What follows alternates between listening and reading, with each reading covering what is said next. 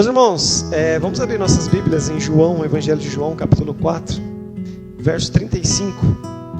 Evangelho de João, capítulo 4, verso 35. Amém?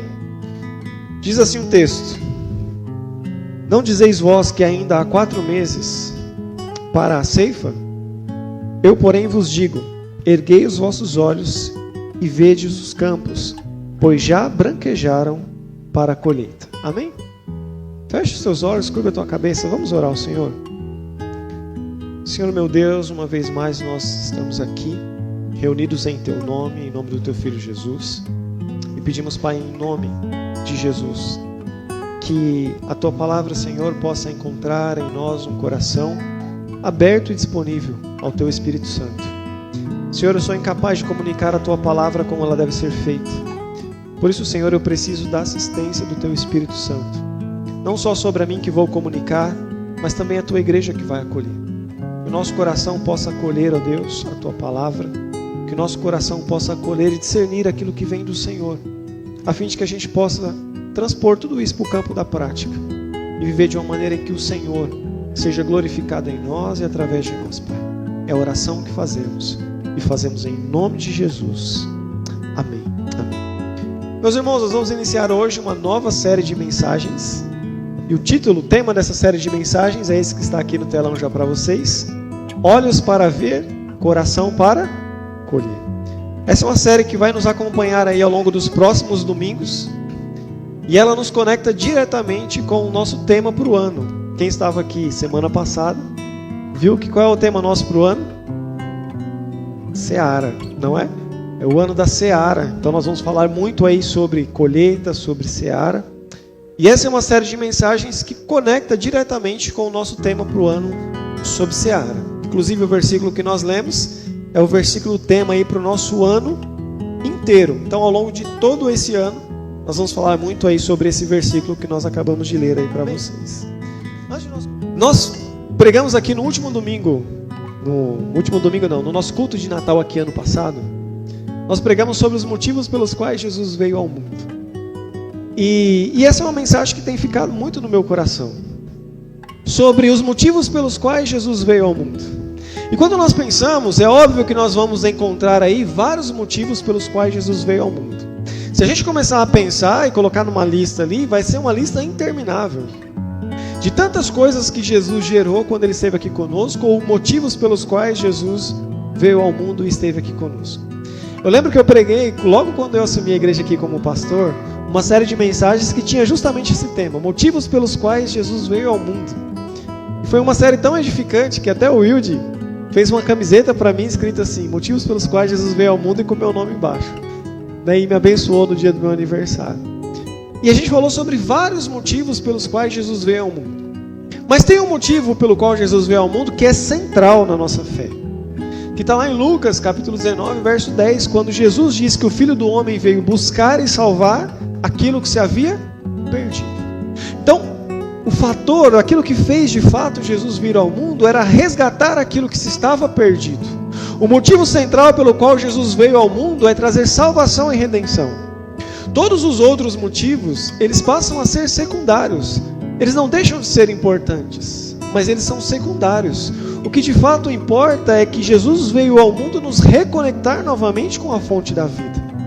Porque lá no jardim, o homem rompe com Deus. O homem vira as costas para Deus. A morte entra na experiência do homem. E aí vem Jesus para resgatar e nos reconectar e nos devolver novamente ao lugar da presença de Deus. Então o motivo principal pelo qual Jesus veio ao mundo é justamente nos resgatar e nos trazer de volta à presença de Deus. E o que nós temos visto hoje em dia é que as igrejas, elas estão baseando os seus evangelhos nas coisas que são importantes, mas são secundárias. É mais ou menos assim. Um tempo atrás eu escrevi um texto no blog e ele tinha o seguinte tema: pão e água. E a ideia era mais ou menos assim: imagina que você está caminhando no deserto totalmente perdido. E a única coisa que você sabe é que para qualquer direção que você vá, está longe para encontrar alguém que possa te ajudar. Mas de repente você encontra ali uma barraquinha no meio do deserto. Imagina essa cena. Você encontra uma barraca no meio do deserto que está vendendo um monte de utensílios. E você chega naquela barraca e você olha lá e você vê que tem um par de havaianas maravilhoso, chique. Você vê que tem um chapéu bonito. Você vê que tem um cinto maneiro, tem um casaco legal. E todas essas coisas, elas são importantes. Mas a pergunta é: o que isso pode fazer para salvar a sua vida no deserto? O que mais você estaria precisando quando você está perdido no deserto? Você precisa de água e de pão. Você precisa de água e de comida. Então é legal você ter um chapéu maneiro que te cubra do calor. É legal você ter sandálias boas para caminhar na areia do deserto. Mas se você não tiver água e se você não tiver comida, não adiantou de nada. E aí, quando nós pensamos no Evangelho, naquilo que o Senhor Jesus nos proporciona, a gente pode pensar que ter uma cura é bom, é maravilhoso, glória a Deus por isso. Mas isso é importante, mas é secundário quando nós falamos da nossa fé. Ter algo restaurado, ter uma prosperidade financeira é bom, glória a Deus por isso. Se você tiver dinheiro, reparta com os irmãos necessitados.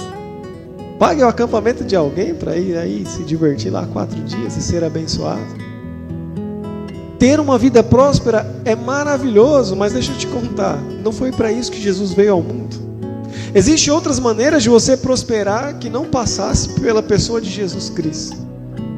É importante, mas não foi para isso que Ele veio ao mundo e proporcionar para você algo que só Ele poderia fazer. Ele veio fazer aquilo que nenhum outro ser humano poderia fazer. Nenhum outro ser humano poderia realizar.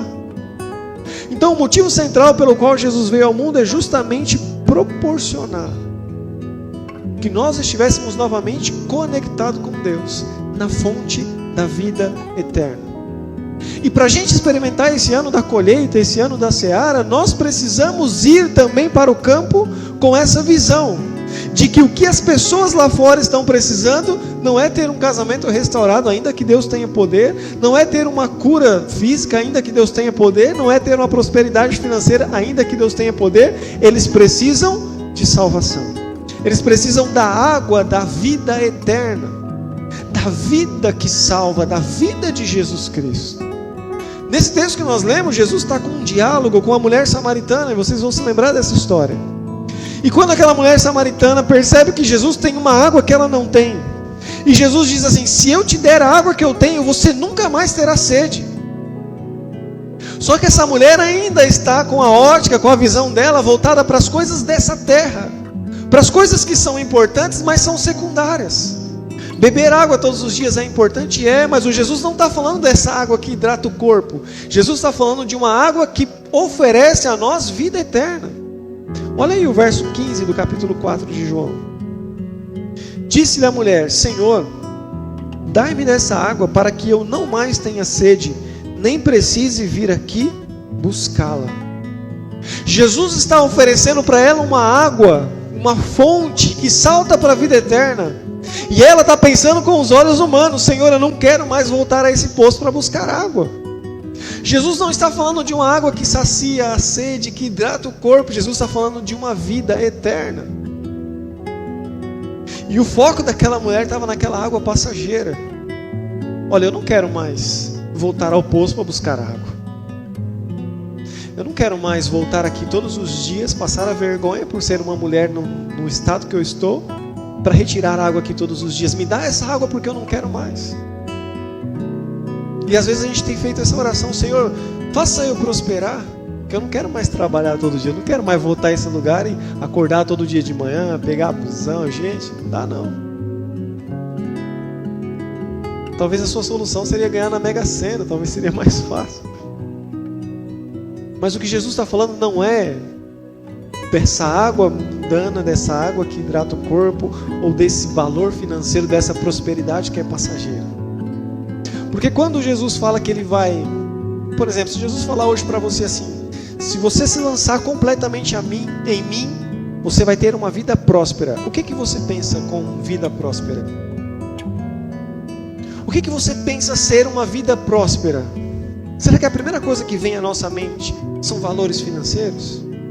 Porque se for, nós estamos operando na mesma lógica dessa mulher. Senhor, me faça ter uma vida próspera, porque eu não quero mais trabalhar da maneira como eu trabalho demais. Então eu quero me lançar ao Senhor para ter essa vida próspera, para que eu não precise trabalhar mais. A gente está operando ainda na lógica dessa mulher. Se o Senhor Jesus falar para você hoje assim, olha, lança-se em mim e você vai ter uma vida abençoada, uma vida abundante, o que vem ao seu coração com vida abundante? Vida abençoada. Ah, Senhor, eu quero isso daí porque o SUS é terrível, a gente precisa se tratar lá, é difícil, hein? Então eu quero essa vida abençoada para eu nunca mais ter problema de saúde. Mas será que era disso que Jesus está falando? Será que quando Jesus propõe para nós uma vida próspera e uma vida abençoada, Ele está falando dessas coisas? Não é disso que Jesus está falando. Jesus não está falando de uma satisfação passageira e momentânea. Jesus está oferecendo para nós algo que é eterno, algo que é imutável, algo que ninguém poderá roubar do seu coração, algo que nenhum ser humano tem poder para remover da sua vida. Isso sim é precioso. Porque você pode talvez ganhar muito dinheiro, mas ao mesmo tempo que você ganha, você pode também perder muito dinheiro. Mas aquilo que vem do Senhor, homem nenhum pode tirar de você. Vai permanecer em você eternamente. É imutável. O apóstolo Paulo diz que os dons que o Senhor nos dá são irrevogáveis. Ele não retira. E se Deus não retira, não tem ser humano nenhum que tem poder para retirar de você aquilo que o Senhor já derramou sobre a sua vida. E é sobre isso. E ao sairmos afora, a seara, para colher, é essa mensagem que nós vamos levar. Deus tem poder para restaurar as famílias e os casamentos, trazer cura física, sim. Mas o que é essencial é aquilo que é eterno. No verso 35, ele diz assim ainda: não diz vós que ainda há 4 meses para a ceifa?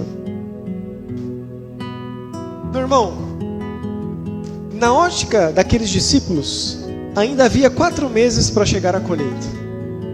Havia ainda um espaço de tempo até chegar o tempo correto em que eles iriam começar a colher. Havia ainda uma lacuna, um espaço. Eles ainda tinham que esperar 4 meses para então começar a colher.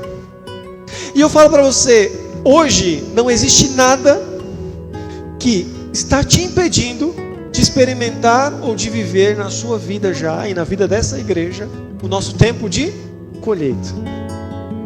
Não te falta mais nada. Se a nossa missão fosse humana, faltaria. Se a nossa missão fosse desse mundo e para esse mundo, talvez faltaria ainda muitas coisas. Mas como a missão nossa não é para esse mundo e não é humana, é uma missão divina, é uma missão de Deus, não nos falta mais nada. Não existe mais nada, não existe nenhum intervalo entre nós e aquilo que Deus tem para nós e propósitos que Deus tem para nós. Não existe mais nenhum impedimento. Ah, Senhor, no dia que eu conhecer mais, aí sim eu vou conseguir levar a Tua palavra. Não, meu irmão, não falta mais isso. Ah, Senhor, no dia que eu tiver um carro, aí eu vou poder convidar as pessoas para ir para o culto, que aí eu vou botar no meu carro e vou levar. Não, não precisa mais. Não te falta mais isso. Ah, Senhor, o dia que acontecer isso na minha vida, aí então eu vou falar do Teu Evangelho, aí então eu vou... Não te falta mais nada. Porque a missão que o Senhor te deu não é mais humana. A missão que o Senhor te deu é espiritual, é uma missão dEle. É Deus que está em missão e nós somos cooperadores na missão de Deus. A missão é de Deus, então já não falta mais nada. Se nós olharmos humanamente, faltavam 4 meses para a colheita. Jesus dá uma olhada, olha para os discípulos e diz assim: olha, levante os olhos e vejam, os campos já estão prontos para a colheita. Porque o Pai não está sujeito a esse tempo presente. Deus não tem carências. E Ele nos vocacionou, Ele nos chamou para sermos seus missionários. Eu falava aqui na EBD sobre o clamare. Falava com eles aqui. Quando nós pegamos a palavra chamado, ela significa clamare. E sabe o que é a palavra chamado? Quando você diz assim, olha, eu tenho um chamado. Quem é que entende que tem um chamado do Senhor para a sua vida? Sabe o que é chamado? Chamado é uma necessidade. Chamado vem do latim, a palavra é clamare.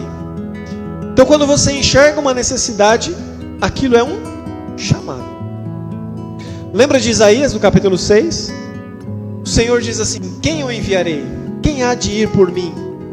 Isaías responde, eis-me aqui, envia-me a mim. Senhor, eu quero ir. A Bíblia diz que o anjo pega uma tenaz, vai até ele, toca os seus lábios e ele se torna limpo. Ele fica purificado. Sabe por que isso acontece? Porque o Senhor capacita aqueles que são chamados. Já entendeu o que o Senhor quer dizer para você hoje? Se você enxergou uma necessidade, você pode olhar para as circunstâncias e falar assim, Senhor, eu não tenho condições de fazer. Mas quem é que está te chamando, meu irmão? Quem é que está dizendo assim, olha, quem vai ir por mim? Não é o Senhor nosso Deus? E se é o Senhor que está nos chamando, Ele vai te purificar, Ele vai te limpar, Ele vai te capacitar para que você possa responder o chamado que Ele tem para a sua vida. Porque o chamado é do Senhor. E quando você diz assim, Senhor, eis-me aqui, Ele vai te capacitar e Ele vai te colocar em pé em direção ao propósito que Ele tem para a sua vida. E você será capaz de realizar o chamado que Deus tem para você. Senhor, eu não sei pregar, mas se você enxergou uma necessidade e você começou a falar de Jesus, cara, Ele te capacita na hora. Senhor, eu não sei ensinar, mas se você viu alguém precisando receber conhecimento e você se coloca lá, o Senhor vai te capacitar e você vai ensinar. E você vai sair de lá falando assim, nossa, eu ensinei para ele, mas eu aprendi também bastante. Porque o Senhor capacita aquele que Ele chama. Porque a obra não é humana, a obra é espiritual. É Deus que está em missão. E nós somos cooperadores na seara do Senhor. A seara é de quem, meu irmão? É minha? É sua? Não. A seara é do Senhor. E nós somos seus trabalhadores. E se o Senhor da seara está dizendo que é tempo de colher, vamos colher. Se o Senhor da seara está dizendo que agora é a hora dos trabalhadores irem para o campo, então vamos ao campo. Não nos falta mais nada. Então tira do teu coração tudo aquilo que você acha que te impede de viver o chamado e os propósitos que Deus tem para a tua vida. Porque se fossem propósitos humanos, talvez faltaria realmente. Mas não são. São propósitos eternos e espirituais. Então não te falta mais nada. E sabe por que também não te falta mais nada? Porque o evangelho que nós anunciamos é o evangelho da graça. O evangelho que nós anunciamos é o evangelho da graça. E é por essa razão que não nos falta mais nada. Porque tudo que nós achar que estiver em falta, nós vamos receber por meio da sua graça. Nós anunciamos o evangelho da graça. É o fluxo da graça. Você creu no evangelho da graça. Você foi enviado pela graça para anunciar o evangelho da graça. E aquele que vai ouvir pela graça e será salvo também pela graça. Aonde foi nesse processo que você comprou ou vendeu alguma coisa? Nada. Tudo que o Senhor fez acontecer para que todos nós estivéssemos aqui hoje, salvos em Cristo Jesus, foi pela sua graça. Não te custou nada. Até porque se custasse, nós não teríamos como pagar. Olha um versículo. Projeta pra gente aí, Jefferson. Isaías capítulo 55 e verso 1.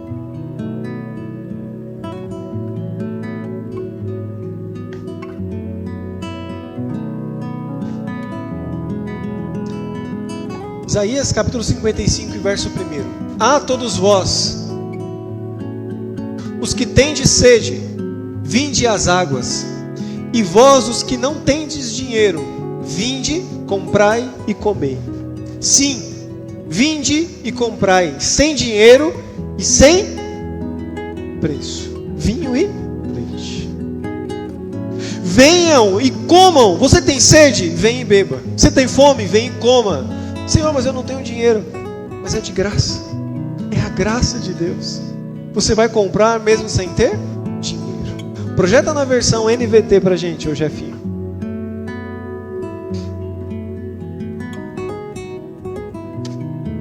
Olha que coisa maravilhosa vai dizer pra gente.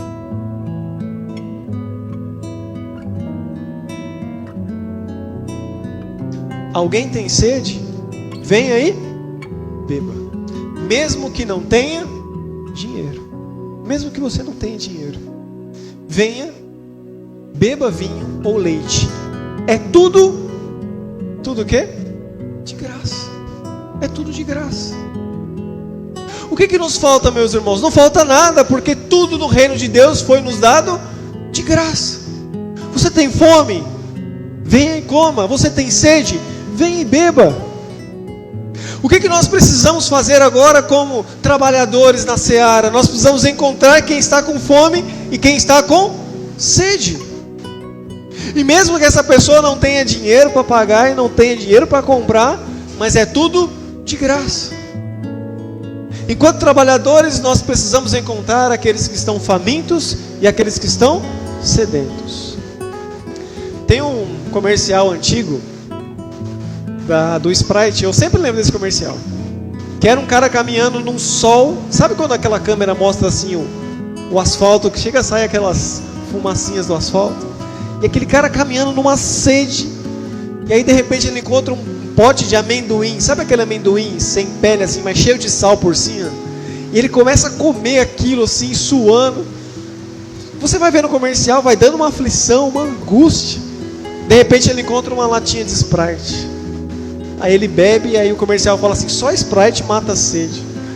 Cara, só de você ver aquele comercial, você ficava com a boca assim, ó, sedento. Você fala: meu Deus. Gente, quantas pessoas aí fora estão sedentas? A gente só precisa encontrar quem está sedento por essa água. As pessoas estão carentes por ouvir o evangelho da salvação. As pessoas estão clamando pela água viva. E é tudo de graça, a gente só precisa oferecer. Compare agora o versículo, João capítulo 7, verso 37. Vamos comparar esse texto da sede com João capítulo 7, verso 37.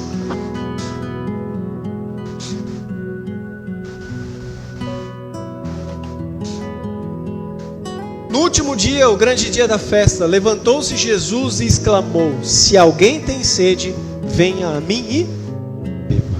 Achamos a fonte da vida. Achamos quem de fato mata a nossa sede.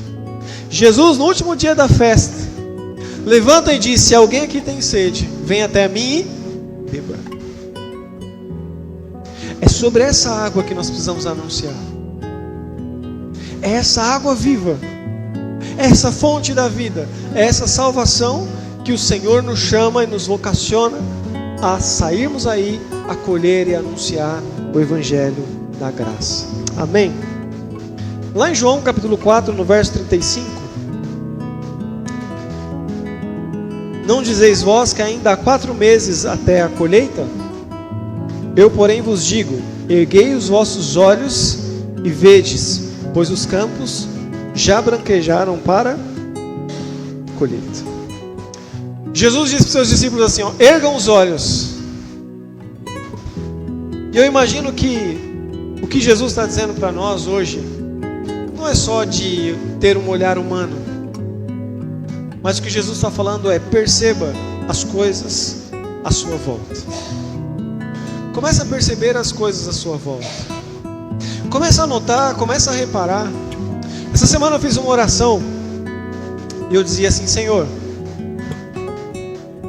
eu sei que o Senhor está fazendo muita coisa, mas eu não estou vendo. Eu não estou vendo as coisas que o Senhor está fazendo. E eu entendi que o problema não é se Deus vai fazer ou não. O problema é se eu estou percebendo aquilo que Deus está fazendo. O problema não é se Deus vai fazer ou não. O problema é se eu estou percebendo aquilo que Deus está fazendo. Os discípulos estavam ali, mas Jesus estava alertando para eles, dizendo assim: os campos já estão brancos. É como se Jesus estivesse dizendo assim: vocês não perceberam ainda, já é a hora de colher. E a minha oração foi: Senhor, eu sei que o Senhor está fazendo algo. E eu descobri que o problema é, eu não estou percebendo aquilo que Deus está fazendo. E a oração é: Senhor, me dê olhos espirituais para que eu possa perceber aquilo que o Senhor tem feito. Se Deus quiser fazer algo sobrenatural na sua família, será que Ele pode contar com você? Se Deus quer fazer algo sobrenatural na sua casa, entre os seus, Deus pode contar com você? Você está percebendo as oportunidades que o Senhor está te dando para você anunciar o Evangelho na sua casa? Porque Deus tem feito coisas na sua casa, Deus tem feito coisas na sua família. O problema é que muitas vezes nós aqui não estamos percebendo. O Senhor está assim em movimento, Deus está trabalhando o tempo inteiro. O Senhor está proporcionando em todo o tempo janelas de oportunidade para nós anunciarmos o Evangelho da salvação. O Senhor tem feito. A pergunta é: nós temos percebido? A nossa oração é: Senhor, dai-nos olhos espirituais para perceber aquilo que o Senhor já tem feito no nosso meio. Dai-nos, Senhor, olhos espirituais para que eu possa perceber todas as situações. Porque quando um amigo muitas vezes chega para você e conta um problema, será que a gente não está percebendo que é uma oportunidade da gente plantar o reino de Deus nesse coração? Será que quando nós nos enfrentamos lutas na nossa casa, não é o Senhor nos dando oportunidade para sairmos à seara e colher? Deus tem feito muitas coisas no nosso meio e nós temos percebido os movimentos que Deus tem feito. Levantem os olhos e percebam, os campos já estão brancos.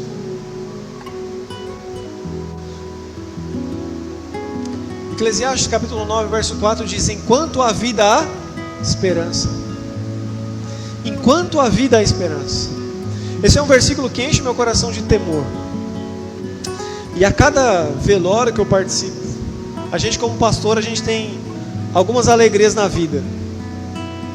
Apresentar uma criança ao Senhor, batizar ali uma pessoa no batistério, fazer um casamento, celebrar um casamento, ver uma vida sendo restaurada, ver uma pessoa se render ao Senhor. Mas a gente tem muitas dificuldades. Esse mês de fevereiro, eu perdi as contas de quantos velórios a gente foi, como pastor, fazer velórios, inclusive o do meu sogro. Eu falei aqui na oração dos homens na sexta-feira que... quem é que já assistiu Os Vingadores? Maravilhoso, né? Não dá pra pregar pra quem não assiste Vingadores. Tem a cena que o Hulk pega o Loki e faz assim, ó. Você lembra dessa cena? Essa é a sensação que eu tive, que janeiro fez comigo. Ó, pegou eu e me arrebentou. E toda vez que a gente enfrenta uma situação como essa, de dor, de perda, de luto, eu lembro desse texto, Eclesiastes capítulo 9, verso 4. Enquanto há vida há esperança. E quando a gente fala de colheita, a colheita ela tem uma janela de tempo. Ela é temporária. Ela tem um tempo certo para ser colhido. Isso significa, meus irmãos, que nós não podemos perder as oportunidades que o Senhor nos dá para colher. A gente não pode perder as janelas de oportunidade, porque isso é temporário. A colheita ela passa, o tempo de colher acaba. E se a gente não colher no tempo certo, os frutos perecem. Então nós temos que ter um senso de urgência, de que o reino de Deus é urgente e é agora. Então, como cristãos, a gente precisa se colocar e pedir: Senhor, me ajude a viver esse tempo aqui com urgência, com prontidão, E me ajude a perceber os movimentos que o Senhor está fazendo como janela de oportunidade para que eu possa colher muitos frutos espirituais para o Teu reino. Me dê janelas de oportunidades para que eu possa anunciar o Teu Evangelho e pregar a Tua salvação.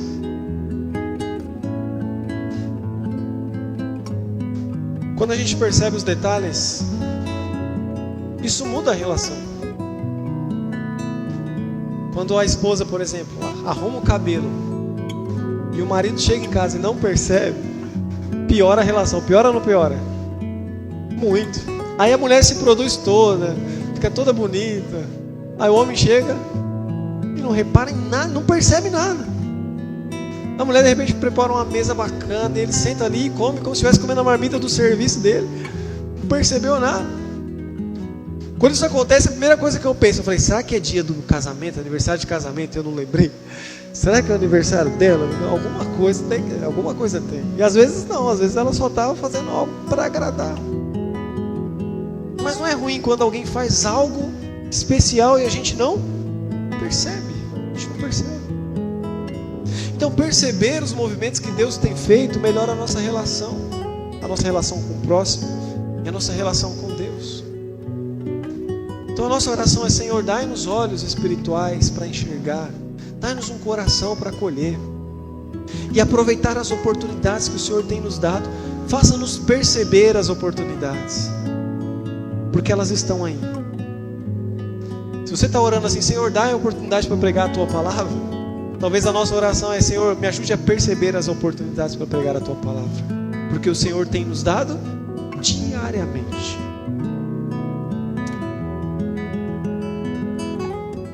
E muitas vezes, meus irmãos, os frutos que nós vamos colher são frutos improváveis. São frutos improváveis. A mulher samaritana era um fruto improvável. Quando os discípulos retornam da cidade e encontram Jesus conversando com a mulher samaritana, eles ficam em choque. Eles ficam admirados que Jesus está conversando com uma mulher e ainda uma mulher samaritana. A própria mulher samaritana, quando Jesus conversa com ela, ela diz assim: como tu, sendo judeu, vem conversar comigo, que sou uma mulher samaritana? Sabe uma oração que os judeus faziam? Eles diziam assim: graças te dou, Pai, por não ter nascido mulher e por não ter nascido samaritano. Eles faziam essa oração. E Jesus está conversando com uma mulher samaritana. Jesus é esse que é apaixonado pelos frutos improváveis. Eu já contei isso aqui há um tempo, que tinha um rapaz na minha rua que sempre eu via ele bêbado. Sempre eu via ele bêbado, largado em um canto da rua. Eu sempre pegava ele, colocava aqui no ombro e sempre levava ele, deixava ele para a esposa dele. Eu morava bem no final da rua da casa de onde eu morava. Sempre que eu via ele na rua, eu pegava ele pelos braços, ia lá. Às vezes ele estava fedido, ele estava numa situação deplorável, mas eu pegava ele e ia até lá. E na minha consciência eu me achava um bom cristão. Eu falei assim: nossa, como eu sou um cristão piedoso. Todos os dias eu pego ali o Senhor e eu levo até a casa dele. A esposa dele me amava. Nossa, muito obrigado, você sempre cuida dele e tal. E aí de repente esse senhor, ele sumiu por um tempo. Depois eu vejo ele todo arrumado, chique, nos panos. Eu falei: o que aconteceu? Ele falou assim para mim: alguém falou para mim de Jesus. Isso mudou a minha vida. Hoje eu vou para a igreja e eu amo servir ao Senhor. Eu fiquei feliz por ele, mas triste por mim. Quantas vezes eu levei ele na casa dele e eu nunca falei de Jesus para ele? Talvez na minha consciência eu estava pensando que ele era um fruto improvável. Talvez eu estava pensando assim: acho que não vale a pena falar de Jesus para essa pessoa, porque ela é um fruto improvável. E a gente precisa perceber as oportunidades que o Senhor tem nos dado. E Ele tem salvado os improváveis, inclusive nós aqui hoje. Talvez olhando para a sua vida, você é alguém improvável de estar aqui hoje. Talvez olhando para a sua condição, para onde você nasceu, as dificuldades que você enfrentou quando criança, talvez seria muito improvável que você estivesse aqui. Mas tem alguém que percebeu a sua sede, sentou ao seu lado e começou a te oferecer a água viva. Teve alguém que contemplou você quando o mundo abusou de você, tratou você como nada. Ele sentou do seu lado e te tratou diferente. Ofereceu para você uma água e uma água viva. Ele não te tratou como alguém improvável. Ele te tratou como um sedento, como um faminto, sendo que Ele mesmo era o portador da água e do pão da vida. Por isso, meus irmãos, vamos colher nos lugares improváveis. Olhe para sua casa e veja os improváveis e coloque-os diante do Senhor. Fala: Senhor, me dê oportunidades, porque assim como eu, que era improvável, fui salvo pela Tua graça. Se eu na minha condição fui salvo, não há ninguém que o Senhor não possa salvar e restituir. O nosso discipulado não é ou não deve ser um discipulado de palco. Nosso discipulado deve ser um discipulado de bacia, assim como o de Jesus. Não é um discipulado de liderança, é um discipulado de lavagem de pés, é um discipulado de bacia, é um discipulado de entrega. Jesus encontra 12 improváveis, e no meio dos 12 improváveis, um que ainda iria traí-lo. Mas o que é isso para Jesus? Isso são campos brancos prontos para colheita. Olha o verso 34, um versículo antes do que a gente leu. Disse-lhe Jesus: a minha comida consiste em fazer a vontade daquele que me enviou a realizar a sua obra. Jesus está dizendo: a minha vontade, a minha comida é fazer a vontade daquele que me enviou. Agora olha no verso 38. Jesus está falando que Ele foi enviado. Agora no verso 38, o que a Bíblia vai dizer para nós? Só quem está acordado, eu vos enviei. Eu vos enviei para ceifar o que não semeastes. Outros trabalharam e vós entrastes no seu trabalho. Quem foi que semeou e plantou a salvação nesse mundo aqui? Jesus. Ele plantou a salvação e Ele está dizendo: eu te envio para colher. Não foi você que trabalhou para salvar ninguém, mas você vai colher os frutos espirituais para a glória de Deus e ainda receberá recompensa como fruto do seu trabalho, que não é vão no Senhor. Amém? Que o Senhor nos desafie, que o Senhor nos leve à colheita, que o Senhor nos leve à seara, que a gente possa entender que não existe frutos improváveis. O Senhor tem capacidade de salvar todos eles.